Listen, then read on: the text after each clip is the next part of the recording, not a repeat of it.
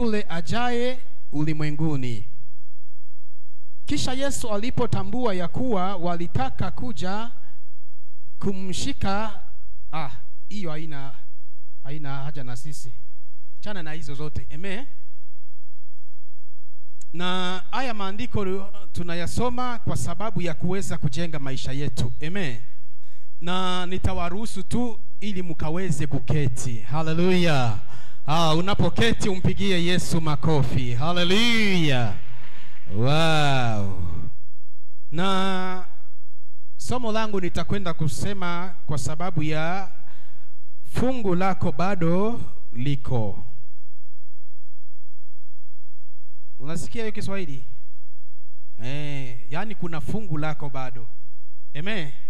Kuna fungu lako bado liko. Hallelujah. Kwa hiyo katika makusudi ya Mungu, hii miujiza ya mikate na samaki haikufanywa na siku moja, ama haiko katika Biblia moja. Na kwa hiyo nitatumia ili neno liko katika kitabu cha Mathayo pia 15, iko katika kitabu cha Mathayo 14:13 hapo, kitabu cha Luka 9 mstari wa 10 hapo, iko katika Marko 8 mstari wa kwanza, Marko 6:30, na utapata hayo maandiko ya hizo ishara ambazo Yesu alikuwa ametenda kwa sababu ya mikate na samaki. Hallelujah. Kwa hiyo nikitaka kusema kwamba fungu lako liko, ni kwa sababu Mungu ana kile ambacho amewekeza kwa ajili yako. Hallelujah. Hakuna mtu ambaye Mungu hana mawazo kwa ajili yake, na hakuna mtu ambaye Mungu hakumwandalia kitu kwa ajili yake. Hallelujah. Na ilikuwa jambo la muhimu sana na la maana sana katika hii harakati ya kwamba watu walienda kutafuta Yesu. Sikiza nikwambie, wokovu ni bure, lakini kutafuta Yesu ni gharama. Hallelujah. Wokovu ni bure. Haina shida, ni kukubali tu, kuamini tu, ni bure. Lakini kutafuta Yesu ni gharama. Na baadhi ya watu wengi, ama tuko na problem sana kwa maisha ya binadamu, ya kwamba unaweza kujipata kwamba kama ni kazi, ikiwa ni kazi ya mikono, ikiwa ni shughuli zako, hawezi kuwa na problem na distance. Mwanadamu hana shida sana kama ni distance, sababu ya kutafuta riziki yake. Lakini iko na problem sana ikifika wakati ambapo kwa sababu ya mambo ya Mungu. Hallelujah. Inaweza sana kuwa ngumu sana kwa binadamu kufanya wiki moja akienda mahali ambapo ni safari ndefu na acha nikwambie, Mungu naye atalipa kulingana na distance. Naona unakuta jambo cha ajabu ya kwamba mtu yuko karibu na kanisa ndio wa kwanza kuchelewa, na mtu ambaye yuko mbali na kanisa ndio wa kwanza kufika kwa kanisa. Ndio maana sio kuwa karibu na kanisa ndio kuwa karibu na Mungu. Hujaona kitu kama hiyo? Watu ambao wako karibu na nyumba ya Bwana ndio wa kwanza kuchelewa kuliko watu ambao wametoka mbali wamegharamika. Na acha nikwambie, kugharamika ni jambo moja la muhimu sana, na hii watu hawataki gharama kama hizo. Ikikuwa kazi aende wiki mzima, kama ametoka Nairobi kwenda kufanyia kazi Muranga, haina shida sana kwake. Lakini itakuwa ni shida sana kama itakuwa ni kwenda kutafuta uso wa Mungu. Hapa kuna kuwa na problem. Kwanza utapata changamoto hata na majirani. Na unaendaga kusalia wapi? Na huko kote aje? Na hiyo distance yote kwa nini? Na acha nikwambie, hii mambo kama haugharamiki, hautagharamikiwa pia. Kama unataka kugharamikiwa, gharamika. Mambo ya Mungu ni gharama. Tunaweza kuhubiri ni bure, lakini ile kazi itasababisha kazi ya injili iende mbele ni gharama. Hallelujah. Ni gharama. Mtu asikudanganye sasa, gospel ni free. Ni free, ndio tunahubiri free, lakini ili injili ifike huko, ili tupate hii mic, ili tupate hizi vyombo, ni gharama. Ni gharama. Sasa kama hautagharamika kwa sababu ya Mungu, utakuwa na kibarua sana Mungu agharamike sana na wewe kwa sababu yako. Hawa watu waligaramika ili waende kutafuta Yesu. Na kwa sababu gani? Waliona miujiza na ishara, watu walikuwa wagonjwa wakapata kupona. Na acha nikwambie, na njoo kwenye kuna udanganyifu mkubwa umepata watu wa Mungu. Kwa sababu gani? Mahali ambapo pana ishara na miujiza, hapa ndio ambapo shetani naye ameteka mkondo. Amesema hapa sasa watu wanataka miujiza. Aha. Yesu alitukengeusha vizuri akatuambia manabii wa uongo na walimu watakuja na wengine watashusha mpaka moto. Akikohoa tu hivi ni moto inatoka. Lakini hana siyo ya Mungu. Amen. Hapa watu wengi, unaona watu wakinunua vitambaa, watu wakinunua mawe, yani wakinunua mpaka maji. Wanakuambia imetoka sijui ni ya Jordan. Jordan, muulize yule mtu alifika Jordan ili kwenda kuleta maji ya kutuuzia. Hakuna. Lakini watu wanaweza kugaramika na wakaenda kununua, na wakaenda mpaka mbali. Na watu wengine wanatembea paka na handkerchief kwa mabagi zao. Wengine wanatembea paka na maji katika mifuko yao. Akifika mahali unashindwa wewe, acha nikwambie, tafuta Mungu, acha kutafuta vitu. Tafuta Mungu. Sana sema kwamba nitafuteni maadamu bado ningana patikana. Niite maana niko karibu. Yaani kuna mahali ambapo kuna muda ambapo unaweza mtafuta na utampata. Sikiza nikwambie, kupata Yesu ni kupata kila kitu. Sasa watu wanatafuta miujiza, na hawa waliona ishara na miujiza Yesu alifanya wakamfuata. Ni vizuri sana kufuata miujiza mbio, lakini ikuwe miujiza ya kweli. Tunaingia katika upotofu kwa sababu gani? Utakuta service imeanza, lakini hiyo service ikianza inaisha tu na ni prophecy, inaisha tu na ni deliverance. Hawa watu hawana hata neno hata kidogo. Unaona mtu amekuja ameng'ara, akitoka hapo anakuwa ni kama ameenda wazimu, ni kama alipigwa kwa mkutano. Walienda kutafuta Yesu. Amen. Na wakati walimpata Yesu wakafurahia sana, kwa sababu Yesu ndio alikuwa source ya kila. Na wakati ambapo walipompata walifurahia sana, si ndio? Kupata Yesu ni furaha sana. Haleluya. Yesu hawezi kuvunja moyo. Ukimpata haki unafurahia sana. Na hawa walikuwa wakati walimpata Yesu, na Yesu anafurahia kitu kama hicho. Lakini sikia kitu cha ajabu ni ya kwamba wakati ambapo Yesu anaangalia mkutano, anaona jinsi watu walivyo, alikuwa kwanza na moyo wa huruma. Yesu alikuwa na moyo wa huruma. Yesu alikuwa na moyo wa huruma kwanza. Alihurumia mkutano. Amen. Ukisoma Marko hapo 6 ama 8 hapo utaona gisi Yesu akaonea mkutano huruma. Na sali waonea huruma ndio sababu ilisababisha kwamba aulize Filipo, hawa watu gisi wako hapa, je, unaona namna gani? Kuna gisi wanaweza saidika? Lakini wanafunzi walikuwa wanamwambia namna gani Yesu? Hawa watu, hii masaa ni masaa mbaya sana. Unaweza kuwaruhusu kwanza waende kwa vijiji watafute chakula. Kwa sababu gani? Hii time tuko nayo ni mbaya sana. Lakini alikuwa na jaribu Filipo. Acha nikwambie, ukiona mtu anakuja kwako, anaweza akatumwa na Mungu. Sababu katika kutumwa hata shetani anatumaga watu. Na ndio maana kuwa mwangalifu sana, sio kila mtu unaweza saidia. Kuwa makinifu sana. Shetani si mjinga. Huyu alizaliwa mbele yako ama aliumbwa mbele yako. Kila mtu ukimwonea kila mtu huruma, kuna mahali utaumia. Sio kila mtu. Kama moyo wako unasikia kweli hausikii huyu mtu kutoa kitu chako, kaa nacho, haujafanya dhambi. Ukiwa na mtu wa huruma sana, kuna mahali huruma zitakufikisha kwa kona ukasema haki. Na kama kwani kunaenda aje? Kumbe mtu ambao ulipea ni agent. Lakini Yesu alikuwa na moyo wa huruma. Sikiza, nataka kuambia kitu moja. Ni makosa makubwa sana watu wakifanya chini yako ukiwa wewe vizuri, wao wakiwa vibaya. Iko makosa makubwa sana. Watu wana spend time yao wakusikize wewe, na kisha baada ya hapo wewe ukaenda ukiwa sawa, wao wakakosa kuwa sawa. Ni makosa sana. Mtu ambaye amekufanyia kazi, ni makosa sana kumwachilia kwa nyumba yako aende hivyo na wewe ukae ukiwa kama maisha mazuri. Ni makosa sana. Kama vile Abraham hata kama bibi yake amemwambia fukuza huyu huyu sitaki kumuona katika hii nyumba. Ni makosa sana eti sasa amempea mkate na birika ya maji. Ni wapi anaenda huyu mama na birika ya maji na mtoto? Hii ni damu yako, anaenda aje kwa hiyo safari? Sometimes kama watu wa Mungu lazima tuwe tunafikiria zaidi. Hapana mtu anafanya huduma ama anafanya kazi chini yako wewe ambao uko na ofisi, kisha wale watu wako wanalia wewe uko unacheka. Ni makosa sana.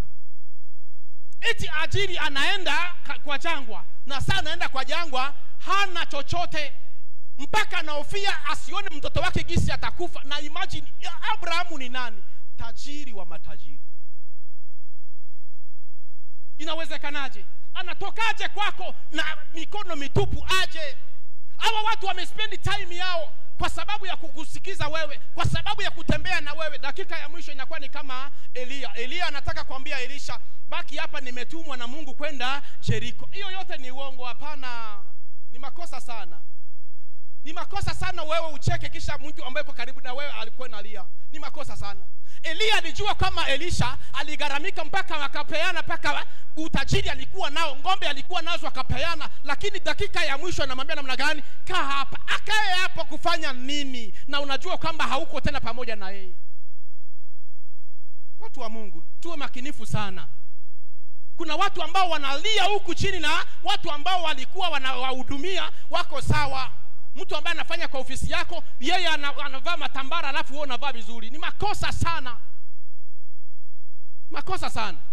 Hawa wanafunzi walikuwa naambia Yesu, waambie waende wakajitafutie chakula kwa sababu ni masaa mbaya, hii ni masaa ya jioni, wakajitafutie aje.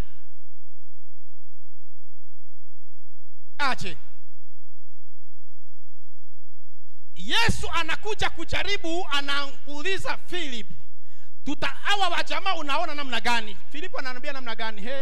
Mzee, unajua aje? Hakuna giza. Hawa watu mikate ambayo ya dinari kama 200 haiwatoshi. Hiyo haiwezi watosha. Kama haitawatosha, peana kwanza. Peana kwanza. Kama haitawatosha wacha wajipange huko mbele, lakini peana kwanza. Na Yesu alikuwa anajua kile atakachofanya. My friend, sikine kwambie, kumbe Yesu hata kama anaweza kujaribu watu wakusaidia na wakose kusaidia, lakini anajua kile atakachofanya. Hallelujah.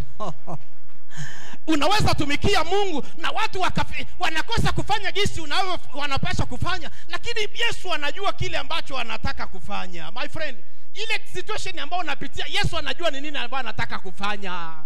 Sometimes tunajisumbua sisi na ile mazingira tuko ndani, na ile hali ambayo tuko. Yesu anajua kitu gani ambacho anataka kufanya. Acha mitindo ya masema, nataka kufanya harambee nisaidike na hii, nataka kuingia kwa madeni ili nisaidike. Yesu anajua kile anataka kufanya, hata kama watu hawajui kile ambacho anataka kufanya, but anajua. He knows. Akikuja kwenye birika, alipata huyu jamaa amelala na anamuuliza, je, wataka kuwa mzima? Jamaa anasema, angalia watu, angalia nililetwa hapa. Na acha nikwambie na kuaga fani kwa maisha, hakuna kiwete ambaye anajisukuma peke yake kutoka Dadora mpaka town.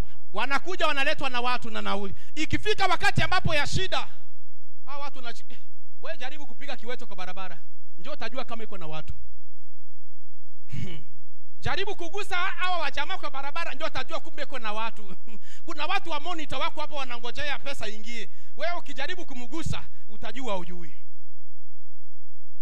Na Yesu alikuwa anajua kama anajua anapitia hiyo hali, lakini alikuwa anataka kutest imani yake, kujua kama je, huyu mtu hata ameketi hapa anajua kile anakusudia kutenda. My friend, acha nikwambie, kuna kitu Mungu anakusudia kutenda kwa ajili yako. Filipo anasema vizuri tu ya kwamba hapa mzee, hapa na hii masaa hii pesa tuko nayo haitoshelezi kwa hii umati. Acha nikwambie kitu moja, nikuibie siri moja. Unajua kuna wakati ambapo pesa haiwezi tosheleza mahitaji uko nayo. Unajua kuna siku moja pesa haiwezi kukusaidia kwa mahitaji ambayo uko nayo. Mahitaji iko zaidi ya pesa uko nayo. Na alafu ni kumaanisha nini? Kila mwanadamu anaweza pitia katika maisha ya upungufu. Niko naona ole sana watu wa Mungu. Acha nikwambie, hawa ni watumishi wa Yesu. Na hata uweze kujua sisi ni watumishi wa Yesu, kuna kipindi tunapungukiwaga pia. Wewe kama uko mbinguni ni sawa, lakini sisi ambao tuko hapa duniani bado tunakuwa na kipindi ya kupungukiwa. Unakaa smart, lakini tukikuuliza, tukikuangalia kwa macho ya nje unakaa uko sawa, lakini na wewe unajua upande mwingine mfuko nayo inaongea opposite. Inaongea ndio unavaa miwani iko sawa, ndio hata ukitembea uko sawa, ukijaribu kucheka uko sawa, lakini acha nikwambie upande mwingine haucheki. Upande mwingine ni sura ya kazi.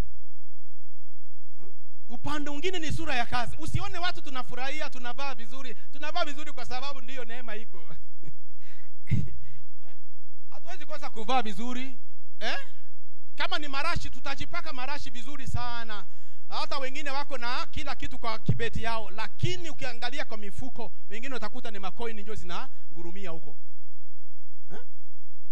Hii nataka kukusaidia nikwambie kwamba wakati unakuja katika nyumba ya Mungu, hapana kukuja kwa sababu ya mchungaji.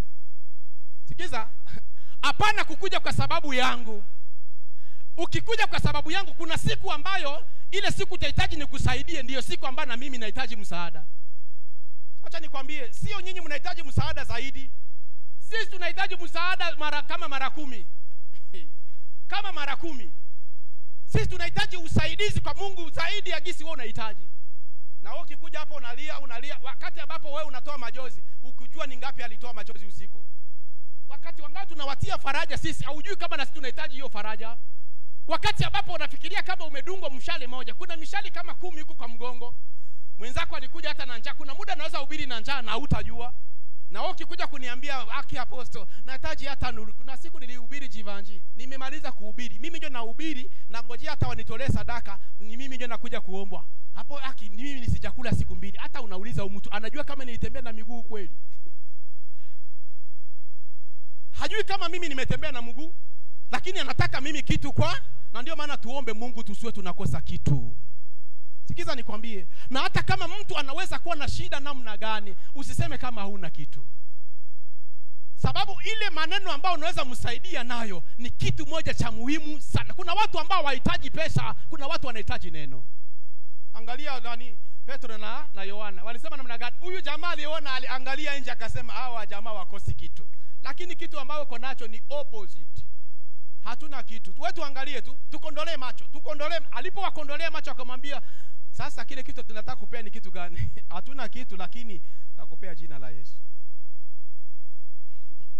Eti kwa jina la Yesu simama na uondoke. Na huyu jamaa labda alikuwa amependa hiyo life. Kuna watu wanapendaga life ya kuombaomba. Anataka akae tu hivyo. Hataki kutafuta kazi, anafurahia hiyo. Kila mtu akituma 10, ukituma 20 anafurahia hiyo life. Ukimwambia simame anakasirika. Sikiza hii story iko tamu sana. Eti Filipo anasema namna gani? Hata hii pesa tuko nayo haitoshelezi kwa mahitaji ya hawa. Sikiza nikwambie, kuna watu ambao hawezi tosheleza kwa maisha yako. Kuna watu, na ndio maana usijisumbue sana wakati ambapo unaona ulikuwa na watu na wanakuondokea. Kuna watu ambao hawatoshelezi kwa maisha yako, na ndio maana hawezi kuwa na wewe. Hii pesa haitoshi kwa mahitaji yao. Acha nikwambie, kuna mtu hawezi fiti kwa gharama yako. Kuna mmoja tu ambaye anafiti kwa gharama zako. Kuna mmoja tu ambaye akionekana anafiti katika gharama zako. Sababu unajisumbua na auntie na alininyima na iko nazo. Uncle alininyima na iko nazo. Brother ameninyima na iko. Acha nikwambie zile ni zake. Sema kuna Mungu wangu ambaye iko na zangu. Hallelujah. Sababu hautembei na economy ya Kenya. Hautembei na economy ya government ya Kenya. Uko na economy yako ambayo Jehova amekuwekezea. Acha kuangalia watu kila wakati nao wana upungufu wao. Usimuone na mamilioni. Kuna wakati ambapo naye anahitaji zaidi. Kwanza wao njoo mbaya sana. Mtu ambaye unamuona yuko na pesa, acha nikwambie afadhali wewe. Hawa watu kama ni magonjwa makubwa njoo wanakuaga nayo. Kama ni mashida ni makubwa njoo wanakuaga nayo. Na anahitaji zaidi ya ile pesa ambayo yuko nayo, hawezi tosheka. Ulisikia tajiri gani anatosheka?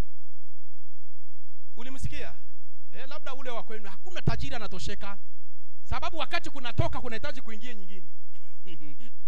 Na Filipo anajua ya kile kitu ambacho Yesu anawaza, kumbe amemjaribu. My friend, kunaweza pitia kipindi cha majaribu na Mungu anataka aje mimi nipeane kitu kadogo, na mimi nahitaji zaidi ya hiyo. Hata mwanamke wa Sarepta aliambiwa na Elia anamwambia aje, mama niletee maji. Maji ilikuwa tayari kwenda kuleta. Hiyo ilikuwa tayari kabisa, mama alikuwa speed. Amwambia mama subiri kwanza. Na ukikuja na maji niletee pia na kipande cha mkate. Kipande ya mkate tena. Na mimi ninasalia na kadogo tu, kaunga kadogo na kamafuta. Kwanza hii kuni mbili naenda hii kuni unapata niko na okota ni ya kwenda kutengeneza mkate, ni kule mimi na mtoto wangu na kisha tusubiri. My friend, acha nikwambie, mtu ambaye anakutana na mtu ambaye yuko na Mungu hawezi subiri kufa.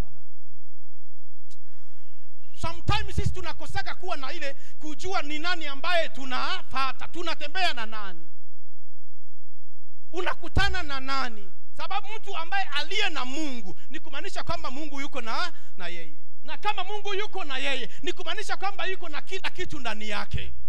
Naona sometimes sisi tunataka tuonekane tunakaa tu smart na kila kitu. Acha nikwambie, kuna Mungu yuko ndani yetu. Tunaweza kosa pesa lakini tunakaa smart sababu ya ule Mungu yuko ndani yetu. Kile kitu kidogo. Mtumishi wa Mungu, acha nikwambie, Mungu atumii mtu sababu yuko na vitu nyingi ama sababu yuko na vikubwa. Kidogo. Ile kidogo ambayo Filipo hakujua kama njoo Mungu anakusudia ile kidogo. Na ndio maana Biblia inakukataza usidharau ama usipuzie mwanzo wa mambo madogo. Zakaria 4 mstari wa 10. Nani alipuuza kwa mambo ya mambo madogo? Usipuuze. Nani alipuuzia vitu kwa mambo madogo? Kale kadogo ndio kenye katazaa mirako. Hiyo maombi kidogo naomba ndugu yangu, hiyo ndio tazaa mirako. Hiyo imani kidogo tu ambayo uko nayo. Sababu kwa Mungu hahitaji mambo ya imani kubwa. Eti mimi niko baba sasa wa imani na mimi. Ka imani kadogo kama punja ya haradali ndio kanazaa msitu. Na Yesu wakati alimjaribu Filipo hakuelewa. Naacha nikwambie, kuna watu ambao hawataelewa kile ambacho Mungu anakuwazia. Hapa katika hii harakati Yesu alifanya namna gani? Alimwambia namna gani Filipo? Sasa lakini cha ajabu ni ya kwamba wakati ambapo Filipo alikuwa hajui kama hiyo harakati kuko hapo, ndugu yake ya Peter anakuja na mwambia Filipo, hapa kuna mtoto ambaye iko na mikate 5 na samaki 2. Samaki 2 peke yake. Mikate 5 na samaki 2. Ni hiki kitu ambacho Yesu anataka kutumia, na hata kama kwa gharama zao hawangiweza ndio, lakini Yesu anataka kutumia hiyo mikate. Sababu mikate 5 ina represent nini? Ni huduma 5. Samaki 2 na represent nini? Agano la kale na agano jipya. Na hapa kuna mtoto ambaye yuko hapa na hata hajulikani ni mtoto wa nani ama alitoka wapi na alitokea wapi ili akuwe na hiyo mikate 5. Niulize, mtoto mdogo anakuja na mikate 5 na samaki 2 aje kwa hiyo mkutano yote? Hawa wengine wote hawana chochote. Haleluya. Sikiza nikwambie, katika maisha ambayo tunaishi, Mungu anatumia mtu ama Mungu anatumia watu. Ili Mungu ajizirishe kuwa Mungu, lazima apitie ndani ya mwanadamu. Sikiza nikwambie, hakuna siku wewe utakutana na malaika na kuletea kitu. Atakupatanisha na mtu. Hiyo vitu unatafuta vinakuwa commanded na mbingu. Watu wako navyo na wanangojea command kutoka mbingu. Mtoto mdogo katika mkutano, hii samaki ametoa wapi? Hii mikate 5 ametoa, na huku watu wazima wanasema hata pesa wako nayo haitoshi. Lakini kuna mtoto mdogo, hata jina lake hajulikani. Yuko hapa mtoto ana mikate 5 na ya shairi na samaki lakini sikia watu wasiokuwa na imani. Eti sasa, lakini hii ni nini kwa watu wengi kama hawa? Lakini hii ni nini? Sasa acha nikwambie ndugu yangu, utakuwa na failure mkubwa sana ukitembea na watu wasiokuwa na imani. Watu ambao wanataka tu waone mambo makubwa na wataki kuanza na madogo. Watu ambao wanataka hatua kubwa na wataki kuanza na hatua ndogo, utakuwa na problem. Ukitembea na mtu ambaye yeye anasemaga mimi naonaga tu vikubwa na ukimwambia mambo madogo hapa hataki kwanza. Anza na Mungu anaanzaga na hatua ndogo ili afike hatua kubwa. Wewe unataka kuwa kama madhabahu na bado haujaanza hapo chini. Acha nikwambie utakuwa na kibarua sana. Mimi nilisoma siwezi fanya kazi kama na hiyo. Wewe utangojea sana. Mungu anakutesti kwa tule tudogo kwanza. Hii eti sasa na hii nayo itafanya nini kwa hawa watu? Ajui kama ni nani ambaye anataka kufanya miujiza. Acha nikwambie kuna Mungu aliye mbinguni. Hiyo kitu kidogo, hiyo ambao unadharau na watu wanadharau, hiyo ndio Mungu anataka kutumia. Eti sasa huyu mtoto ametokea mahali, ametokea from nowhere. Unakumbuka hata Israeli kuna siku moja hata paka Sauli aliuliza, nani Goliath alikuwa anauliza nani atasimama kwa Israeli akuje apambane na taji mtu mmoja peke yake. Kuna vita ambayo inahitaji mtu mmoja peke yake. Na hapa kuna mtu mmoja. Haleluya. Kuna familia ambayo inahitaji ukombozi kupitia mtu mmoja peke yake. Huduma inahitaji mtu mmoja peke yake ndio afanye mambo ibadilike. Mmoja peke yake. Unahitaji message moja peke yake. Acha kusema nahitaji vitu vingi, moja peke yake. Katoto kanapatikana katika jangwa. Acha nikwambie kuna watu wanapitia jangwa mpaka wanajisahau. Hapa walikuwa ndani ya jangwa. Na wewe utagage jangwa. Unataka ukae kile wakati na makeup. Kuna kipindi makeup itaisha. Kuna kipindi midomo yani itakuwa imeparara. Kuna kipindi my friend. Angalia wenyewe wanajipaka makeup leo, uulize kama miaka 5 iliyopita alikuwa aje. Kiona watu wanavaa wako na cheni saizi kwa shingo inakaa. Acha nikwambie muulize baada ya miaka 10 ilikuwa nyuma alikuwa aje. Si hapa kuna watu hawezi leta picha zao za zamani. Kuna watu hawezi onyesha picha yao ya zamani ya miaka 10 ambayo iliyopita. Ukiangalia unasema ilikuwa ndugu yako, ni yeye peke yake. Ni wewe ndio unajua hapo katika jangwa. Hapa katika jangwa. Sikiza nikwambie mtu wa Mungu. Katika jangwa, kumbe katika jangwa kunaweza patikana mtu kuna chakula. Katika jangwa kunaweza patikana mtu ambaye kuna jawabu. Katika jangwa, sababu Mungu akupitishe katika jangwa sababu akumalize. Hapana. Na watu wengi hawataki jangwa. Unataka Kanaani, hutaki jangwa. Ndugu yangu, wakati wa jangwa uko. Wakati wa jangwa uko. Hiyo hata isikusumbue sana unapopitia jangwa. Sema kuna Mungu, najua tu ninapitia kipindi. Najua ninapitia wakati. Ndio huduma iko sawa lakini najua ni jangwa tu ninapitia. Najua ndio niko sawa lakini nikajangwa tu ninapitia. Na hapa katika jangwa kuna mtu iko na jawabu yangu. Eti kuna mtoto alikuwa na mikate 5. Na hiyo mikate 5 na hata wanafunzi wanasema hii nayo ni nini kwa hawa watu wote. Sikiza nikwambie, watu wengi wanaweza kosa kwa msaada kwako, lakini kuna mtu mmoja tu ambaye anaweza kwa msaada kwako. Hapa kuna mtoto ambaye hata jina yake haijulikani. Ninajua watu wengi wanajulikana na kwa sababu wametoka katika familia ya power sana, lakini wewe nani nakujua? Ubatike labda landlord hata ajue hata jina yako ni Neema. Kuna wengine hata na huko kwa plot kama miaka 5 6 ajue hata jina yako, na huyu ni kiateka hata kujua hata jina. Lakini acha nikwambie, kukosa kujulikana jina si kumaanisha kwamba huna Mungu. Aka kijana hakajulikani na kiko na jawabu ya mkutano mzima. Na ndio gisi katika hata kanisa wanakuaga. Kuna watu ambao wako na Mungu, wako na vitu ya Mungu, lakini hawezi julikana sababu wakati wao haujafika. Unajua hata Yesu hata kama walikuwa wanampinga sababu walikuwa na, hata Filipo alikuwa anaambia Nathanaeli, unajua nimemuona yule ambaye maandiko yanakiri kusema kwamba ndio Mesia anakuja. Nimemuona. Nathanaeli anasema namna gani? Ametokea wapi? Nazareti. Je, Nazareti kunaweza tokea kitu chema kweli? Nazareti kunaweza ukatokea kitu chema? Sikiza nikwambie. Lakini gisi wanaona wao, sio Mungu gisi anaona. Sababu kila siku macho ya binadamu inadanganyaga. Wale ambao wanaonekana wazuri wako smart sana, ndio watu ambao wanalia sana. Na wale wanaonekana kama wabaya leo, ndio watu ambao watakuja kucheka kesho.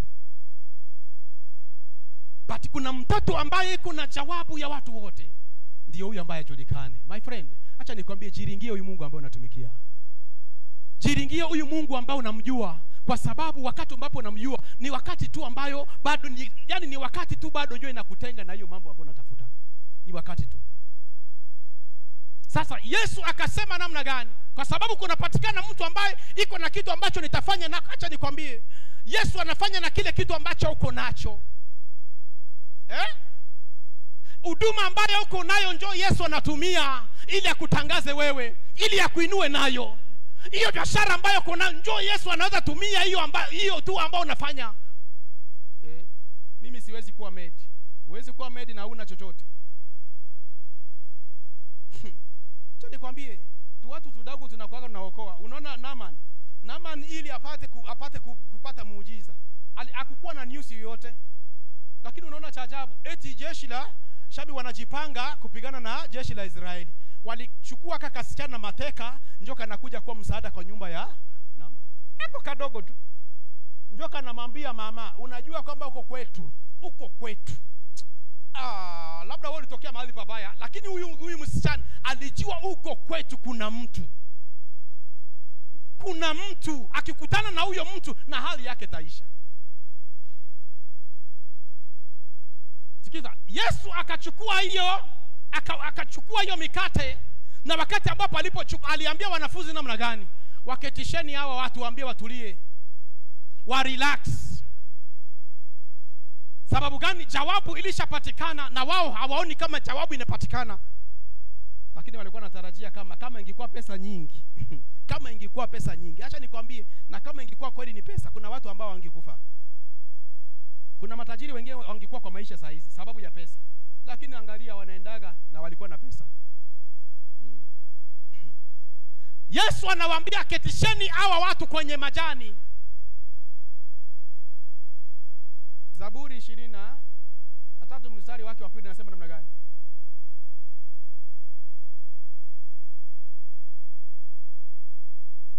Zaburi 23 mstari wake wa 2 nasema, katika malisho ya majani mabichi unilaza, kando ya maji ya utulivu niongoze. Katika majani mabichi. Katika majani mabichi. Majani mabichi yani ni katika presence ya Mungu. Hawa watu waketi mahali ambapo pana uwepo wangu ili niweze kuwatendea. Acha nikwambie, hakuna miracle pasipo neno kwanza. Na hawa watu wanatafuta miracle kwanza na hawajapata neno. Wewe acha nikwambie, hiyo utakuwa umepoteza wakati. Kama hujakaa kwanza katika presence ya Mungu, kuna miracle nyingine unaweza ukapata na kisha ukitoka tu na inaenda ikaisha. Mungu anataka kwanza watu wakae katika uwepo wake ili wakule. Kaa kwanza njoo ukule.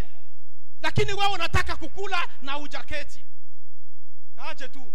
Wewe unakuwa kama Israeli. Eti sasa Mungu aliwaambia namna gani? Wanakula Pasaka yao wakiwa wamesimama. Wamesimama ni kumaanisha namna gani? Wewe ukiwa unakula unasimama ni kumaanisha kwamba hauko tayari kuketi. Wewe si mtu wa kutulia. Hapa kuna watu ambao wako kanisani na wako na makanisa kama 5 kwa maisha yao. Wako na wachungaji kama 7 na wako na, tunajua ni umoja, sisi tuko na umoja hapa Bishop, na kuna wengine wako na wachungaji kama 5 huko nje. Ukikosa kumuona leo iko kwa mchungaji fulani. Kama umuoni kesho iko kwa natakwambia niko uko na wachungaji wangapi? Wenyewe watatoa hesabu ya maisha yako ni wangapi? Watu waketi katika presence ya Mungu kwanza ndio wahudumiwe. Mungu hana vile ile tabia kusema kwamba eti sasa kuja nikupe. Never. Iko ya kwamba tulia kwanza katika uwepo wangu. Tulia kwanza niweze kukuhudumia. Tulia kwanza ili uweze kuhudumia. Tulia kwanza katika nyumba ya Bwana. Tulia katika presence ya Bwana. Eti nasema kwamba aliwaketisha kwenye majani mabichi. Kwa sababu gani? Katika majani mabichi kuna neema ambayo iko hapo, si majani ya kukauka, majani mabichi. Zaburi 91 nasema aje? Yeye aketie katika mahali pasiri pa Mwenyezi. Nipe maandiko hapa. Zaburi 91 inasema aketie mahali pasiri pake aliye juu atakaa katika uvuli wake Mwenyezi. Mtu ambaye anakaa katika siri ndio mwenye anajuaga mambo mengi. Sikiza, kama haukai mahali ambapo kuna secret, hautajua secret yote. Hakuna kitu utajua. Wewe kama hauishi na mtu unataka kutuambia unajua mtu, never, haujui mtu. Wewe hii hapa tunasemaga tunajuana ile ya hapa, lakini ile ya hapo hakuna mtu anajua, ni siri ya Mungu peke yake. Na Mungu naye ni nani? Hapeani baraka zake kiolela. Sio hivyo. Sio hivyo. Hapeani kupeana tu, hapana. Kuna watu ambao wanahitajika kwamba wakule kwanza, watulie kwanza, wa relax kwanza. Angalia, acha nikwambie. Unajua wakati mwingine tunafunza watu kuhusu huyo mwana mpotevu, Kitabu cha Luka 15 hapa. Eti sasa huyu kijana alipo namna gani? Alipewa mali na akafanya namna gani? Akaenda. Sababu gani hakuketi? Kama angepewa na atulie, acha nikwambie hangekuwa mwana mpotevu. Lakini kwa na si peke yake alipewa, hata ndugu yake alipewa. Wewe unajua namna gani ilisababisha Esau kukosa baraka za mzazi? Ni kwa sababu gani? Alienda kutafuta, na huku Yakobo anakaa anatulia na mama. Anatulia na mama. Yakobo hakukuwa anajua secret yoyote, lakini mama alikuwa anajua siri. Akamwambia, kijana, acha nikuambie mambo imeiva, ndio hii sasa. Acha tutengeneze karata. Na ile karata, kwa sababu Mungu alikuwa ameandaa ni Yakobo atakuwa na nguvu kuliko ndugu yake. Na acha nikwambie haikumpita. Ndio maana lazima ukae katika nyumba ya Bwana. Kaa katika malisho ya Jehova. Hapana kutangatanga sababu hujafanikiwa, sababu hujapata haja ya moyo wako. Tulia katika presence ya Bwana. Acha nikwambie utakuwa na security toto. Sababu Mungu hawezi kubariki ili uweze kupoteza. Mungu baraka zake anataka iweze kutunza. Kutunza. Si uliona hapa, utasoma hapo maandiko na kwa namna gani? Aliwaambia msipoteze hata chochote kisipotee. Sababu Mungu hataki kuwaste. Katika ufalme tuko ndani hakuna kipindi cha kuwaste. Never. Kutoka kwenda ndio nafanya watu wengi hata wanashindwa kueleweka ni wawapi. Sikiza, kama unadumu mahali utaanza fanana ile mahali. Picha yako itakuwa ni ya ile mahali. Kukaa na mtu sana unaanza kufanana huyo mtu. Yesu akisema namna gani katika kitabu cha Luka 15 hapo? Ama ni Yohana 15 mstari wa 7. Ninyi mkikaa ndani yangu na maneno yangu yakikaa ndani yenu, sasa mfanye namna gani? Ombeni lolote mtakalo, nanyi mtatendewa.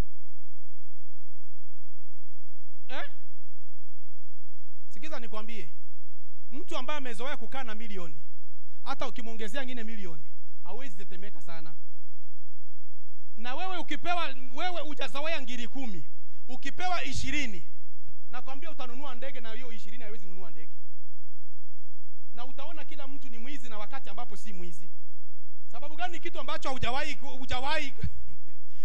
kushika. Hujawahi kushika. Ulishaona watu wengine wanakuwa na katabia eti pesa ya mpya hauwezi kutumia nayo, unaweka kwanza kwa wallet wako. Yani pesa mpya, anaona ugumu ya kutoa pesa mpya, na yeye benki ilimpea hiyo pesa mpya. Yeye anaona ugumu hiyo pesa ikae hapo tu, hiyo aoneone pesa mpya. Surely neke, yani pesa mpya hutaki kurelease. Hii ni noti mpya. Hata nani ka 50 bob. Eti sasa kakae ndio kataita zingine, kanaitia zingine kutoka wapi? Release ili uweze kupokea nyingine. Eti sasa na kaka nako sitaki kaondoke. Ale kuna kagonga kanalia ti. Wewe acha nikwambie, Mungu akusaidie uzoee pesa.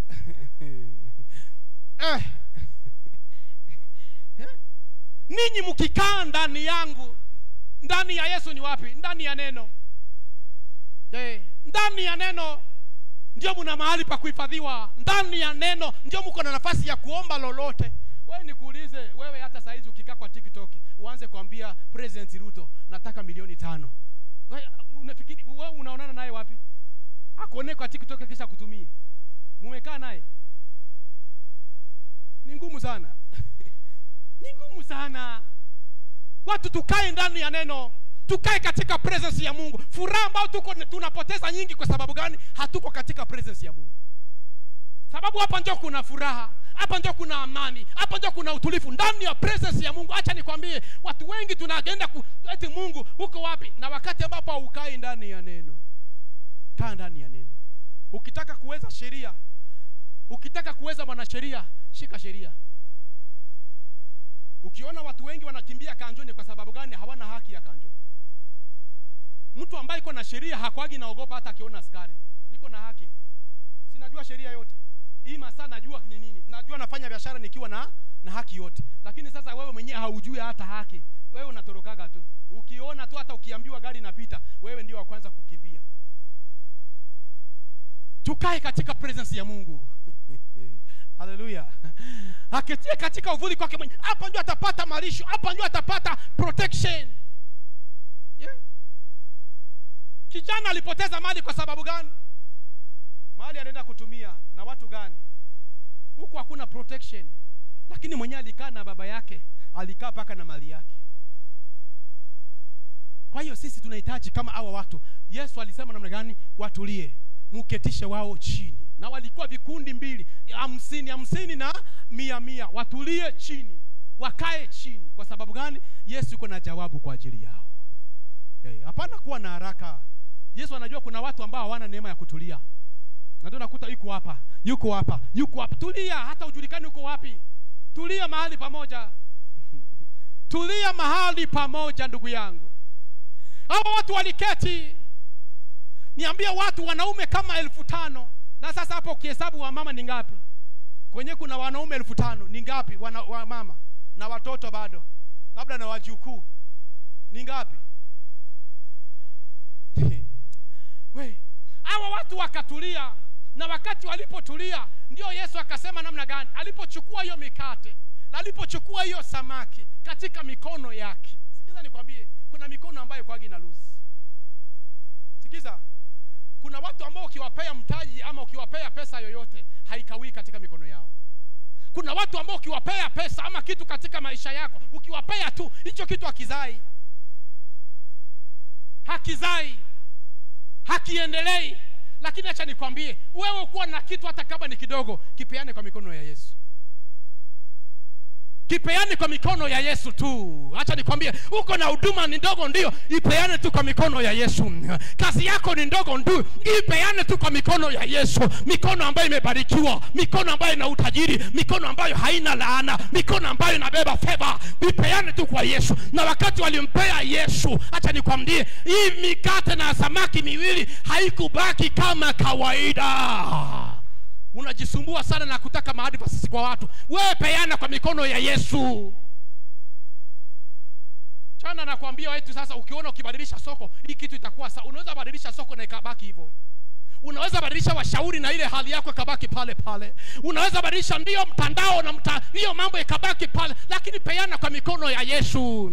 Wewe unangangana na shida zako tu, unangangana na mambo yako tu, na hii nayo ndio auendelee mbele. Kwa sababu gani? Vitu vyako unapeana kwa mikono ya watu wengine, lakini peana kwa mikono ya Yesu. Sababu mikono ya Yesu inabeba neema. Mikono ya Yesu inabeba miracle. Mikono ya Yesu inabeba ushindi. Mikono ya Yesu inabeba neema ya kuinua. Inatoa watu chini, inawawekisha juu.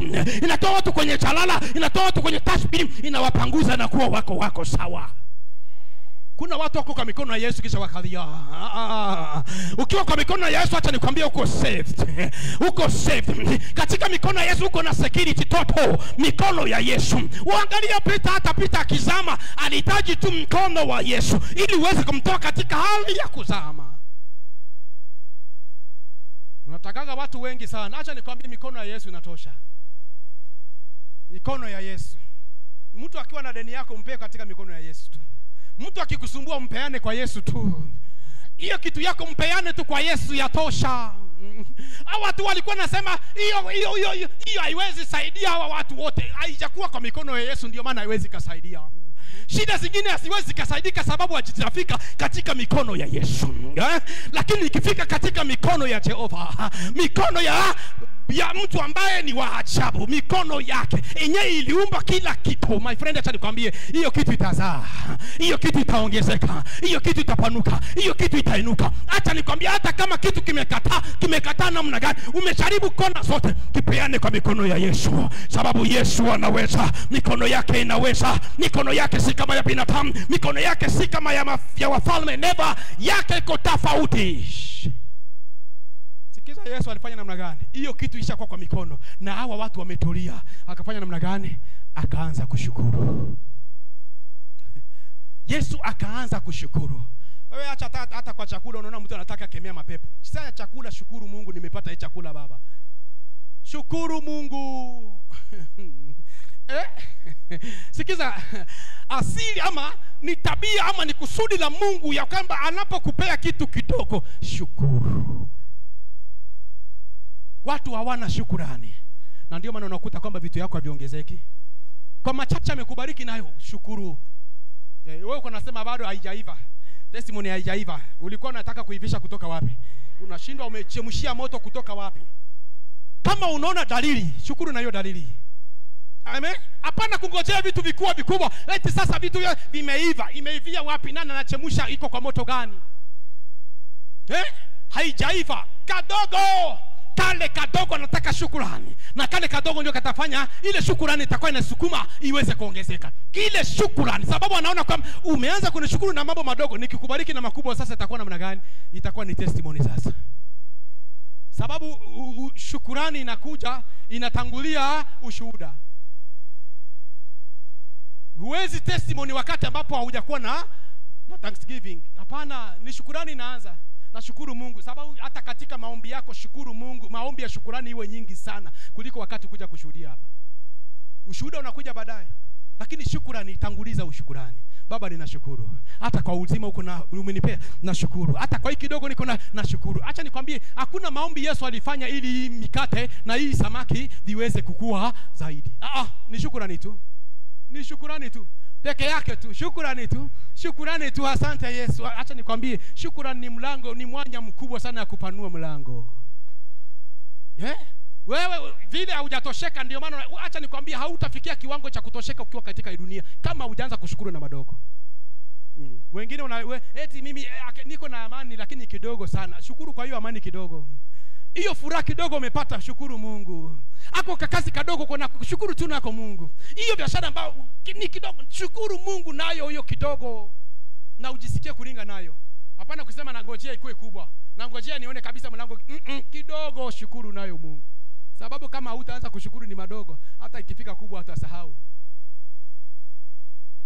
Na Yesu akafanya namna gani? Wakati ambapo aliposhukuru ile mikate 5 na wale samaki 2. Maandiko nasema namna gani? Hawa jamaa walikula. Watu walikula. Wanaume wamehesabiwa namna gani? Wanaume 5,000. Watu walikula. Mpaka Yesu anaambia wanafunzi namna gani? Eti kusanyeni vipande vilivyo baki, kisipotee chochote. Kwa sababu gani? Kuna mtu ambaye anatarajia pia. Kuna mtu ambaye anatarajia. Kuna mahali anasema kwamba kulisalia vikapu 10 basi wakavikusanya wakajaza vikapu 12. Acha nikwambie, mafuta upako upotezwe hivyo tu bure. Hapana kupigana vita ambavyo havina faida. Mungu hataki kuwaste. Mungu hataki kitu cha kupoteza. Na ndio maana alikuwa anasema katika kitabu cha Mezali alikuwa anasema na Mezali 10:20 30 hapo kama 27 hapo. Alikuwa anasema sababu ya vidudu, vile vidudu ambavyo viko na akili. Hivi vinaweka, hawana nguvu lakini wanajua kuweka akiba. Wanajua kuwekeza akiba. Wanajua kuna wakati ambapo kitaumana. Wewe acha kukaa kama ile kabila nyingine eti sasa tunakula leo, hatujui mambo ya kesho. Sisi ni wa leo. Achana na ile mambo ya kwamba ni leo.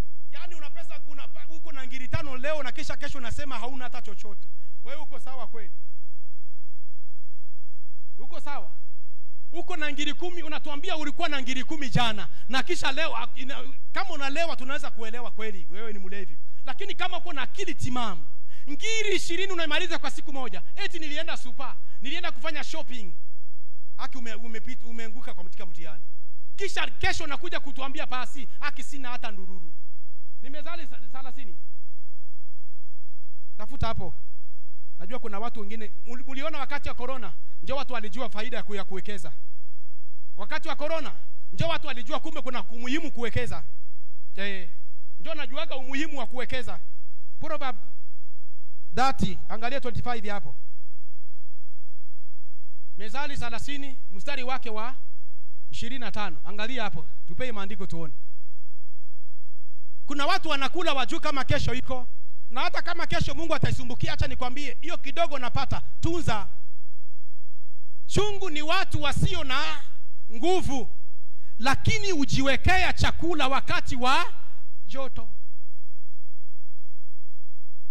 Hawa hawana nguvu, lakini nguvu yao iko ndani ya kufikiria kesho itakuwa namna.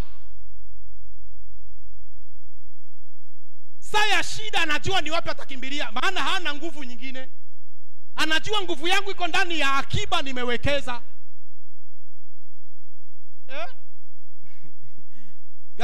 Kama hauna saving, kuna kipindi ambacho utalia na ulikuwa nazo. Yesu anasema kusipotee hata chochote. Hata kichochote isipotee. Wewe tena babu unaona kama si pesa saa hizi. Na kuna kipindi tulitafuta na tochi na ni mchana. Teni bob. Kuna watu hata 50 bob, mwachie tu. Unaenda kununua eti sasa unaenda kununua vitu kwa duka. Eti unasema nimemwachia hiyo soda, hata wewe ukunywe soda. Mimi tata unakunywa soda. Na yeye ndio anauza hizo soda. Unamwachia nayo. Wewe mkarimu wa kupita kiasi, hata unazidi Yesu. Eti makanga, umenibeba sana kwa hii gari yenu. Acha na wewe chukua hii 200 kwanza, hata na wewe ajienjoy. Na kisha wakati mvua inanyesha, anapandisha bei zaidi kuliko gisi ulikuwa unalipa wakati wa jua. Sawa, kaa hivyo. Wewe siku utakosa hiyo 10 bob, utajua kama yeye ni nani. Hiyo gari utapatishwa aibu, hautaamini. Hutaamini. Jua kuwekeza akiba. Jua kuwekeza akiba. Wekeza akiba. Ikiwa ni maombi, weka maombi kabisa. Ya akiba unaweka. Sikiza, hawa watu walikula kupitia ile, sababu ni huduma. Sababu huduma yote ikikuwa katika mikono ya Kristo, ikiwa katika mikono ya Kristo, inaweza kusaidia watu maelfu na maelfu. Sasa sikiza nikwambie kitu moja cha ajabu. Eti wakati ambapo walikusanya hizo chakula zilizobaki, ilibaki namna gani? Vikapu ngapi? 12. Ilibaki 12 kwa sababu gani? Sikiza, katika Israeli kulikuwa na kabila 12 ambao Mungu alikuwa anakusudia. Njoo ilikuwa misingi ya kabila ya wana wa Israeli 12. Yesu anapoanza huduma alianza na huduma na wanafunzi 12. Na hata kama mmoja alipokuwa amekufa, mitume waliomba tena ili ile numbers isiweze kubaki na mwanya. Nasikia? Ili ibaki rimeni hapo. Elia wakati ambapo amefika Karmeli ili atengeneze madhabahu, alikusanya mawe 12 kulingana na kabila ya wana wa Israeli. Inafika kwetu sisi ambao wa Kristo ambao tumeokoka, tumepewa kalenda ya miezi 10 na haleluya. Kumaanisha kwamba katika kila mwezi, sababu kulibaki na mabaki huku, ndani ya hiki kikapu kuna mabaki, kuna chakula, kuna mikate na samaki iko ndani ya hivi kapu. Haleluya.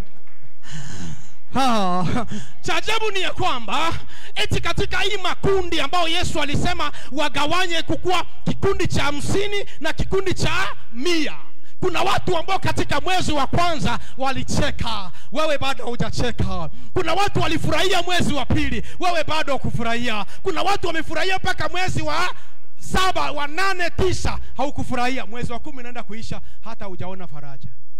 Acha nikwambie, katika hiyo kikapu bado kuna samaki na mikate. Vikapu 12 ilisalia. Ni kwa sababu gani? Katika mwezi wa 10 kuna mtu ambaye anaweza furahia kabla haujaisha. Katika mwezi wa 11 kuna mtu ambaye bado mkate na samaki nangojea kwa sababu yake. Haleluya. Katika mwezi wa 12 bado mwaka haujaisha, kumaanisha kwamba mkate na samaki iliwekwa hapo kwa sababu yako. Acha nikwambie, kuna mkate wa faraja na samaki ya faraja ambayo imebakishwa kwa sababu yako. Kumbe aliwaambia msiweze kuacha ipotee. Kwa sababu gani? Kuna mtu ambaye amelia kwa muda wa miaka. Alianza Januari, amefika Oktoba akiwa analia, lakini kifika Disemba hatakuwa na furaha kwa sababu kuna mkate ambao ulibaki hapa. Sikiza nikwambie, mtoto wa Bwana, miezi 2 inasalia, kuna mkate hapa na samaki ambao ilibakishwa kwa sababu yako. Anasema hata msiwesti hata chochote, sababu kuna mtu ambaye analia na anahitaji faraja. Wewe mtu wa Mungu, hauna haja kukatishwa tamaa, hauna haja kulia, sababu kuna bado fungu lako bado liko ndani ya kikapu, liko ndani ya gala ya Jehova kwa sababu yako. Haitakuwa tu mambo ya kusema kuhusu eti Meshaki, Shadraki na Abednego wao sababu Yesu akutoka ndani ya moto ili na sisi tupitie moto. Tuko katika kipindi tunangojea samaki na mkate hata sisi. Haitakuwa moto kila wakati, hapana. Haitakuwa moto kila wakati, ndio, never. Haitakuwa kila wakati jangwa, ndio, hapana. Haitakuwa kila wakati kulia, hapana. Kuna kikapu ambao inabeba faraja yako. Watu wasiokuwa na faraja na kuja kuwatangazia mchana wa leo ya kwamba kuna kikapu inabeba faraja yako. Watu wasiokuwa na kazi, kuna kikapu inabeba kazi yako. Watu ambao wana ndoa, hata hujaambiwa I love you, acha nikwambie, kuna kikapu inabeba love. Kuna kikapu inabeba love. Wasiokuwa na furaha, kuna kikapu inabeba furaha. Wale wasiokuwa na amani, kuna kikapu iko hapo sababu ya amani. Wale ambao tuma yao haina fedha, kuna kikapu ya fedha. Wasiokuwa na rejoice, acha waanze kufurahia kwa sababu kuna kikapu ambayo iko na furaha yao. Watu ambao walitengwa, kuna kikapu cha urejesho ambao kiko hapa kwa sababu yako. Acha nikwambie, Bwana anakuwazia mema. Kikapu chako kiko, kuna gala ambayo iko hapa imewekwa kwa ajili yako. Hautalia tena, hautakatishwa tamaa tena. Acha walikukataa kwa sababu gani? Ulikuwa katika kikundi cha 50. Wao walifurahia mwaka wa kwanza, mwezi wa kwanza mpaka wa 9 walicheka. Acha nikwambie, kikapu chako cha furaha kiko hapa. Wewe unaona hakuna connection, kuna kikapu cha connection kiko hapa. Kuna kikapu cha connection kiko hapa. Hauna biashara, ndio. Acha nikwambie, kuna mtu ambaye kuna kikapu kinabeba mtaji wako. Ndio maana hauna haja ya kulia, hauna haja kufadhaika, hauna haja kukatishwa tamaa. Hii Disemba kabla haijafika, kuna mtu atarejoice, kuna mtu ataona amani, kuna mtu ataona faraja. Connections zilikuwa na katika, utaona zinaanza kuunganishwa tena, sababu Jehova alikusudia kwamba kusiwe na kitu ambacho kitapotea. Hakuna kitu kilipotea. Kwa sababu gani? Kuna mtu ambaye anataka faraja, anataka amani, anataka upendo, anataka uone kwamba kuna tabasamu tena. Acha nikwambie, kama wengine walicheka, hata wewe utacheka.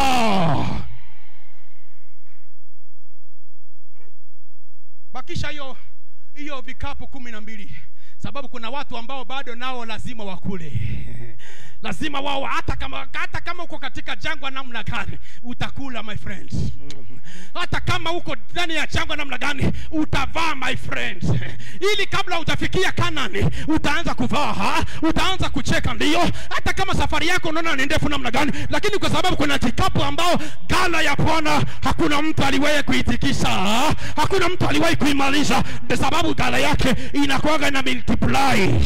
Sababu kwake hakuna hesabu ya kumaliza na kupunguza. Katika hesabu ya Jehova ni kuongeza na kuzidisha. Sikiza nikwambie, yako inakuwa inakuja, yako inakuja, amani yako inakuja, love yako inakuja, urejesho wako unakuja, furaha yako inakuja. Acha kukata tamaa, acha kukata tamaa, acha kukata tamaa. Kuna 11 hours ya God, 11 hours inakuaga watu hawana, lakini Jehova yuko nayo. Acha nikwambie, naona watu watafurahia kabla November, kabla December, kwa sababu Jehova amekusudia, na hii hakuna mtu atashindana nayo.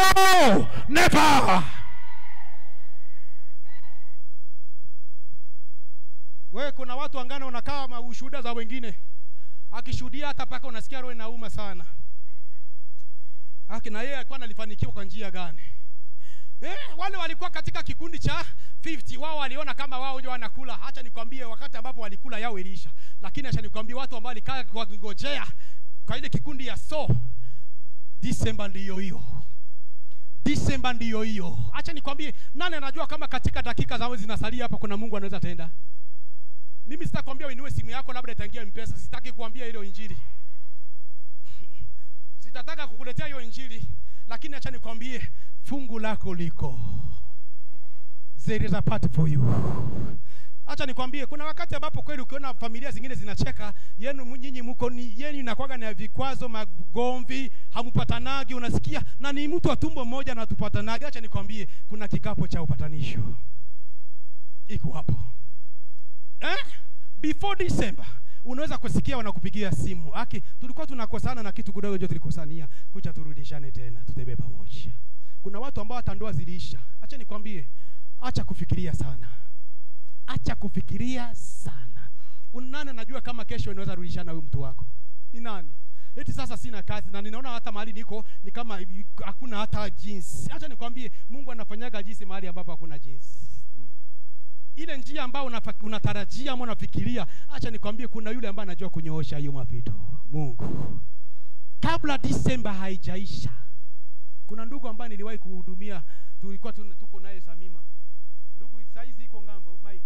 Nilimwambia siku moja, nikiwa ninahudumu tu na maliza, namwambia wewe, kabla December kunaona kicheko kinakuja. Hakuamini. Nilikuja kumpata hapa service. Mike ameng'ara. Nikashindwa. Kwani kunaendaje? Asema apostle, ile neno litimia before Christmas kisu ulisema. Akasema ndio Mungu huyo. Kabla mwaka haujaisha, hiyo magonjwa ambayo uko nayo, kuna kikapu ambayo inabeba uponyaji hapo. Lo salesh. Mtoto wa Mungu, nataka kuambia kwamba inua imani yako tu, kujua kama Mungu hajakusahau. Mungu hajakusahau. Wakati mwingine unataka kukimbia na ile grupi ambayo imefanikiwa haraka, acha ile grupi ilikuwa yao. Ngojea ya kwako. Ngojea ya kwako. Simama kwa miguu tuweze kushukuru Mungu. Ninajua kuna mahali umemngojea Mungu na ni kama Mungu ni kama amesahau. Acha nikwambie, Mungu hana store ya maombi. Iko na store ya baraka. Iko na store ya baraka. Ile vikapu 12 bado iko hapo. Iko hapo. Hakuna kitu ambacho kimepotea. Acha praise and worship wanapotuingiza katika worship moja, nitataka ya kwamba uinue imani yako tu, uangalie ni wapi kuna kitu ambacho unatamani kweli, na hiyo kitu imekaa kwa muda wa miaka kwako, mawazo yako mpaka unafikia kiwango ambacho kuona ni kama na kweli mwaka imeisha. Tunaambia watu tutafanya harusi mwaka huu unaenda kufika December. Naambia watu mimi biashara yangu ndio hiyo. Na hata ukiulizwa unasikia ni kama mtu anakudunga mshali. Na Mungu alisema, na kweli alisema ndani ya mtumishi. Na kwani kunaenda promotion ndio hizo zinakwamia ni kama wapi unashindwa, kwani kuna kuaga na jamu katika hii. Na sasa unashindwa kunaenda dini jamu gani sasa? Yenyewe haiwezi kuachilia. Na hata ya gari hata ikifika masaa 3 inaweza kuachilia, lakini hii haiachilii. Unashindwa kwani ni polisi wamekaa kwa barabara sana ama ni nini? Kunaenda aje? Kama ni kufunga umefunga, kuomba umeomba. Si kwamba hujui kuomba, unajua staili zote, kama ni za kulala chini, kama ni za magoti, kama ni za kutembea unakemea na kulaani kita, lakini matokeo pale pale. Lakini acha nikwambie, December kabla haijafika upate good news.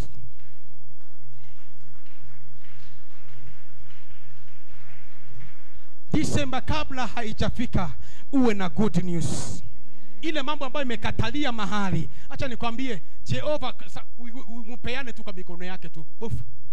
Baba, nimeipeana kwa mikono, si kwamba eti umeshindwa. Yeye hajashindwa na wewe haujashindwa, sababu uko na yeye. Lakini mwambie, hii nimeipeana katika mikono yako. Sababu watu wengi wakifikia kusema Baba, mapenzi yako tu yafanyike, ni kwa sababu gani? Walishachoka na maombi. Lakini sema Baba, hii sasa mimi niliomba kwa nguvu zangu mimi, lakini hii nimepeana kwako sasa. Basi. Hakuna kitu cha furaha sana kama mtu akifanikiwa karibu yako na umefanikiwa. Inaleta furaha sana. Hautakaa mtu mwaka kuanza ingine naisha, wengine wakishuhudia hauna ushuhuda. Hapana. Hapana, tunakataa. Kwa hiyo kikapu ambayo ilisalia, kuna jibu yako, kuna jawabu yako ndani ya ile kikapu. Ni wewe waanze kuambia Bwana, hiyo kitu yangu ambayo nilikuwa nangojea naipeana kwa mikono yako. Na utaona majibu, matokeo kitatokea. Sababu hakuna kitu ambacho kitaingia kwa mikono yake kikose kutokea matokeo. Wasula joshe. Gola nesapusheli. Goshipula. Jehovah. Lesupako shalodezi. Esalosh. Lisapo shakalod. Mesa. Usitafute kwingine, kwake Yesu taipata furaha ya moyo iliyotoweka. Usitafute kwingine, kwake Yesu taipata amani ya moyo iliyotoweka. Usitafute kwingine, kwake Yesu taipata furaha ya moyo iliyotoweka. Usitafute kwingine, kwake Yesu taipata. Nikurejeshe, nikurejeshe, anasema njoo kwangu nikurejeshe, nikurejeshe, nikurejeshe, nikurejeshe, anasema njoo kwangu nikurejeshe, nikurejeshe, nikurejeshe, nikurejeshe,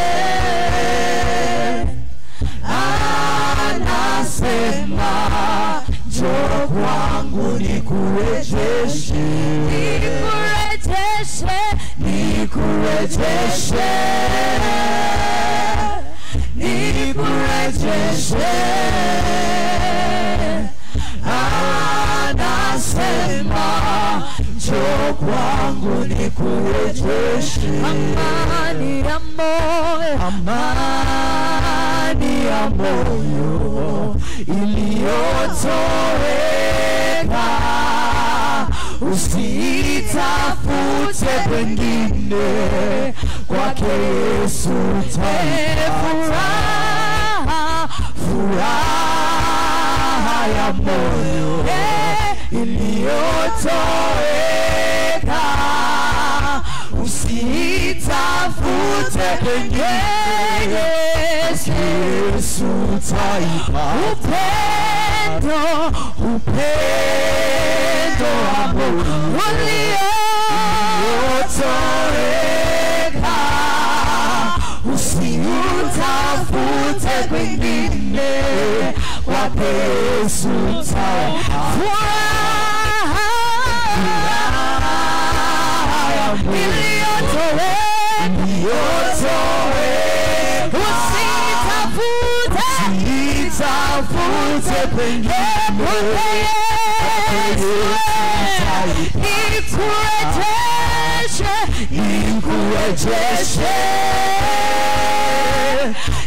nikurejeshe, anasema njoo kwangu nikurejeshe, nikurejeshe, nikurejeshe, anasema njoo kwangu nikurejeshe.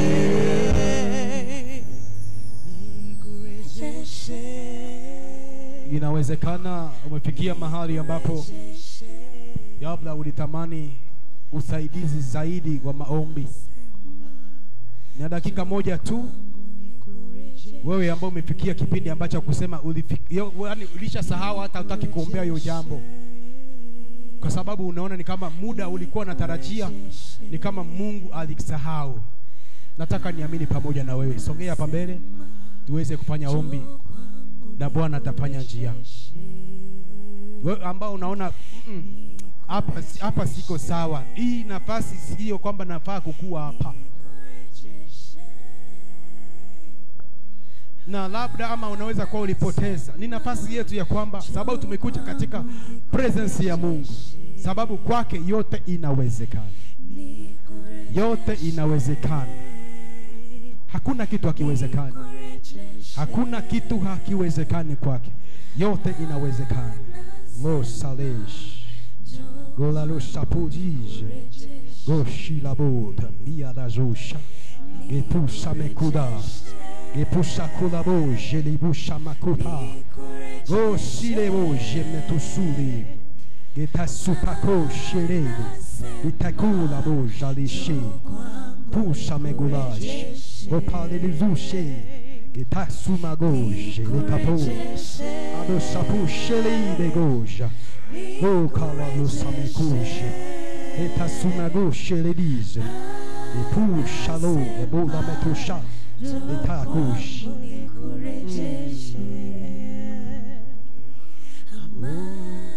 la surashile o lo samekush o sherede.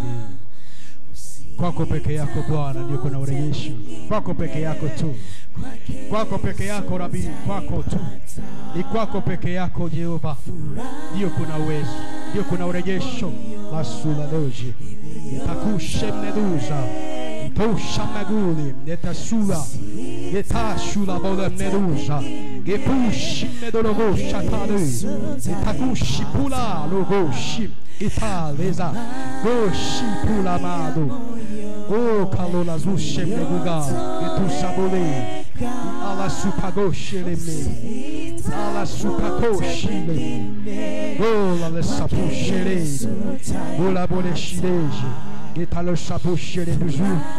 Thank you Lord salegeje sukabola mado shabola kushi pula madoshe akalore gozaboje itasupakola bodoje itasuma goje abushe pusha kala bodeme ni ala supagoshere goza epushe melegado itakosha pula mado itasume goje ile kapusa mekula itakusherere adesuma koshe pushimnido ala supagoshe ikalora du seputa ala supakoshere itakushere italuza bushamako ebusha mekula boshe italuza boshe ikapusa mekukala ebusa mekushabo ala sapukeyoshi etusa mekupala idalegogoshemne itagoshi pulabo